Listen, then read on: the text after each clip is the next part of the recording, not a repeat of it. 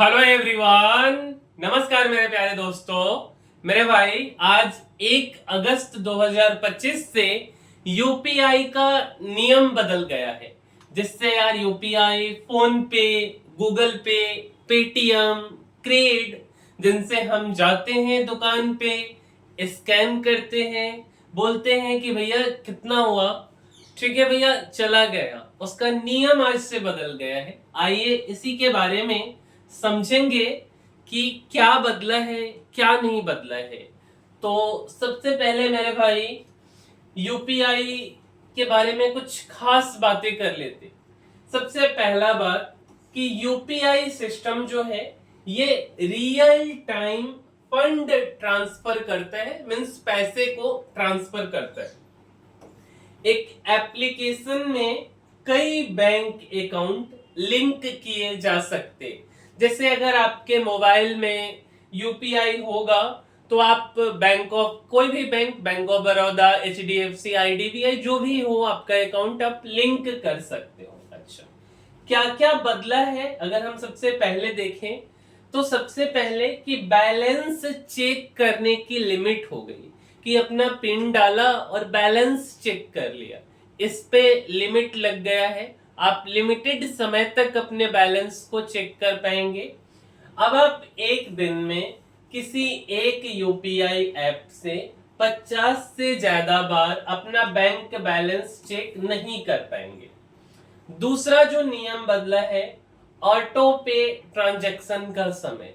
जिन्हें ऑटो पे के बारे में नहीं पता है उन्हें हम बता देना चाहते हैं कि मान लो कि आप कहीं से लोन लिए हो, या मान के चलो कि आप कोई सब्सक्रिप्शन लिए हो किसी भी चीजों का, कोई ओटीटी प्लेटफॉर्म का, और वो ऑटो पे सिस्टम में है कि अगले महीने अपने आप आपके अकाउंट से पैसा कट जाएगा और वो रिन्यूअल हो जाएगा सब्सक्रिप्शन, उसी को ऑटो पे कहते हैं। तो बैंक अब अपने मनमाने तरीके से ऑटो पे ट्रांजैक्शन को नहीं कर पाएगा। एक समय दिया जाएगा, उसी समय के बीच में आपके अकाउंट से वो पैसा कटेगा। ऑटो पे जैसे ईएमआई, सब्सक्रिप्शन या बिल पेमेंट अब दिन में किसी भी समय नहीं बल्कि तय समय स्लॉट्स में होंगे। ये पेमेंट सुबह में 10 बजे से दोपहर के 1 बजे तक और शाम में 5 बजे से 9:30 बजे के बीच में प्रोसेस नहीं हो पाएंगे, क्योंकि ये पिक आवर होता है और इसमें अधिकांशतः लोग यूपीआई का उपयोग करते हैं, ऐसा जो है कि कहना है। अगला है ट्रांजैक्शन स्टेटस चेक की लिमिट। अगर आप कोई पेमेंट आपका अटक जाता है तो आप उसका स्टेटस एक दिन में 3 बार चेक कर सकते हैं, और वो भी 90 सेकेंड के इंटरवल पे। मींस जब आप पहली बार चेक कर लिए 90 सेकेंड आपको वेट करना पड़ेगा, फिर आप दूसरी बार चेक कर पाएंगे। अच्छा, और चौथा जो चेंज हुआ है वो चार्ज बैक प्रोसेस। बैंकों को चार्ज बैक क्लेम रिजेक्ट होने पर एनपीसीआई से दोबारा अनुमति लेने की जरूरत नहीं होगी। इससे विवाद समाधान तेज होगा। अच्छा, अब समझिए, ये तो सारा कहानी आप समझ गए कि ये चीजें चेंज हुई हैं। थोड़ा सा डिटेल में समझते। एनपीसीआई का कहना है कि यूपीआई सिस्टम पर ना बहुत ज्यादा लोड पड़ रहा है, खासकर पीक आवर्स में। Peak hours in the sense जिस समय लोग ज्यादा उपयोग करते हैं यूपीआई का, दिन के 10 बजे से 1 बजे तक और शाम में 5 बजे से 9:30 बजे। अच्छा, बार बार बैलेंस चेक करना या ट्रांजैक्शन स्टेटस चेक करने से यूपीआई सिस्टम स्लो हो जाता है। अब जैसे एग्जांपल है, हाल ही में अप्रैल और मार्च में 2025 में यूपीआई में 2 बड़े आउटेज का मतलब होता है कि सिस्टम डाउन हो जाना, आप पेमेंट ही ना कर पा रहे हो, है ना। तो ऐसा घटना हुआ है अप्रैल और मार्च के महीने में, जिसमें करोड़ों यूजर्स को परेशानी हुई। इन बदलावों से सिस्टम को तेज, भरोसेमंद और बिना रुकावट वाला सिस्टम ये बन पाएगा। अच्छा, और समझिए, अब किसी को पैसा भेजने के लिए आपको सिर्फ उसके मोबाइल नंबर, मतलब एक्चुअल में यूपीआई है क्या, हम ये आपको समझाते हैं। अकाउंट नंबर या यूपीआई आईडी की जरूरत पड़ती है।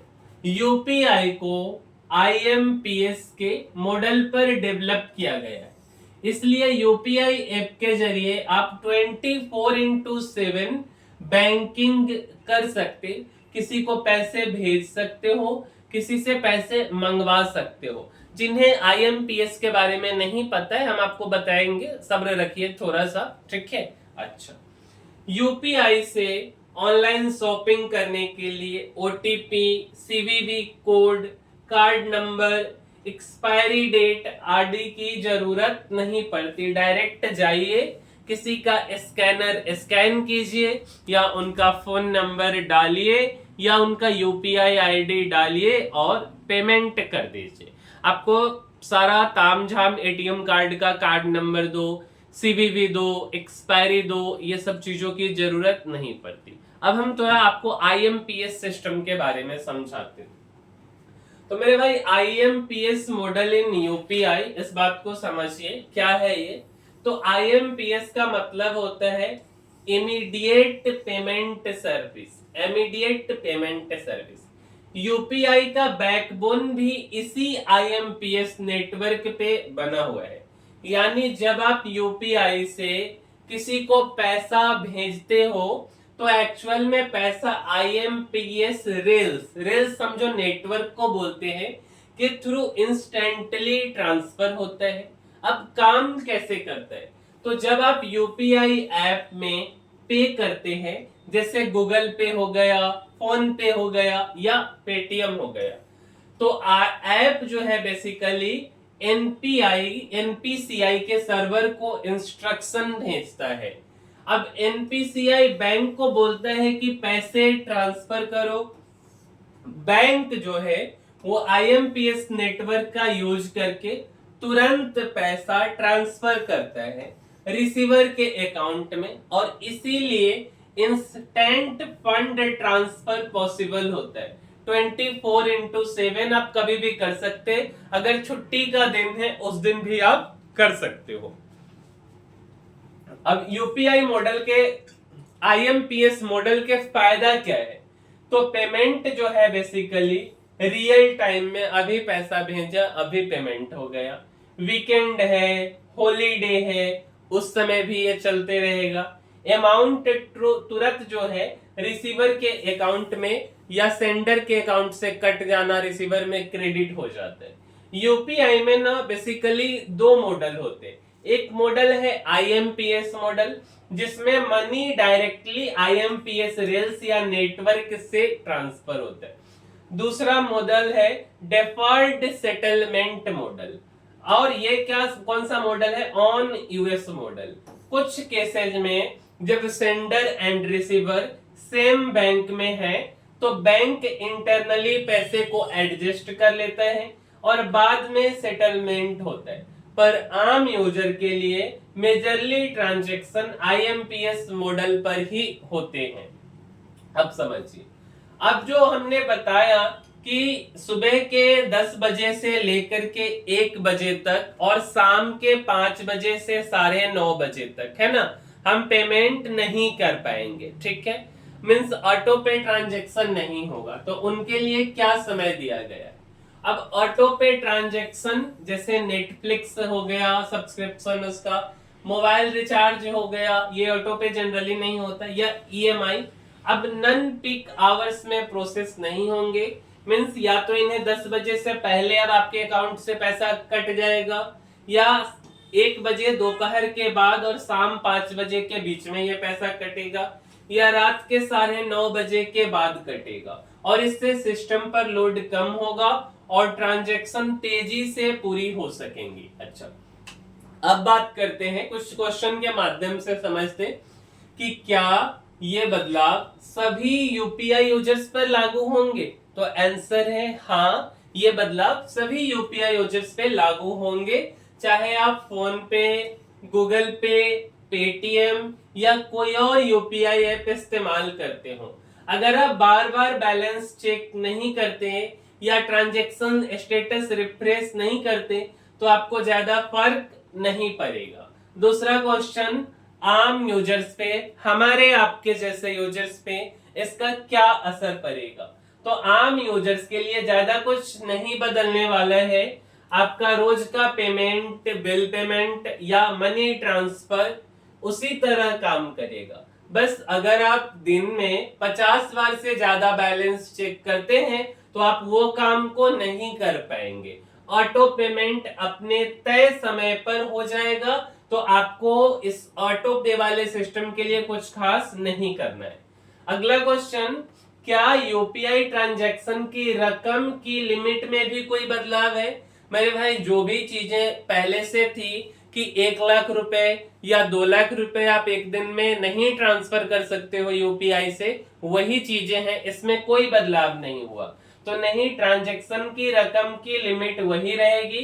ज्यादातर ट्रांजैक्शन के लिए 1 लाख रुपए प्रति ट्रांजैक्शन और हेल्थ केयर या एजुकेशन से जुड़े पेमेंट्स के लिए 5 लाख रुपए तक की लिमिट है। इन बदलावों का उससे कोई लेना देना नहीं है।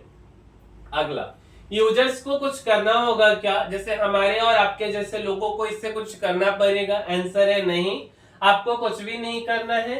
ये बदलाव आपके यूपीआई एप्स में अपने आप लागू हो जाएंगे। बस इतना ध्यान रखें कि बैलेंस चेक करने की लिमिट का ध्यान रखें कि 50 बार से ज्यादा आप चेक नहीं कर पाएंगे। ट्रांजैक्शन हिस्ट्री भी आप नहीं चेक कर पाएंगे। ट्रांजैक्शन स्टेटस 3 बार से ज्यादा। अब कुछ क्वेश्चन समझ लेते, इससे कुछ क्वेश्चन भी बन सकता है, कभी एग्जाम में पूछा जाए कि जो यूपीआई है इसका फुल फॉर्म क्या है? तो यूनिफाइड पेमेंट इंटरफेस इसको बोलते। क्या बोलते? यूनिफाइड पेमेंट्स इंटरफेस के जरिए, तो ये इसका फुल फॉर्म हो गया। इसके जरिए कई बैंक खातों को एक मोबाइल ऐप पे मैनेज किया जा सकता है। अच्छा, और बातें समझिए। यूपीआई के जरिए मोबाइल से किसी भी दिन, किसी भी वक्त फंड ट्रांसफर किया जा सकता है।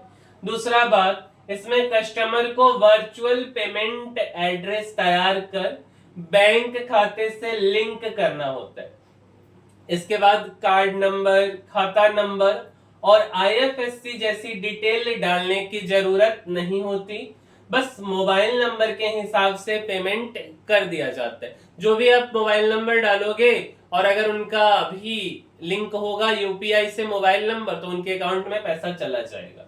तीसरा, इसमें बिल शेयरिंग फैसिलिटी भी मिलता है।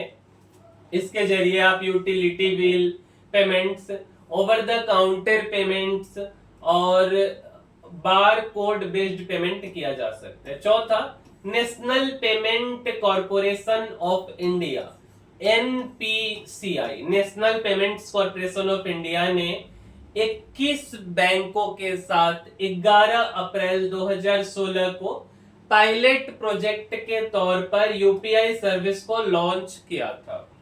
25 अगस्त 2016 से बैंकों ने अपने UPI enabled app Google play store पर अपलोड करना शुरू कर दिया था।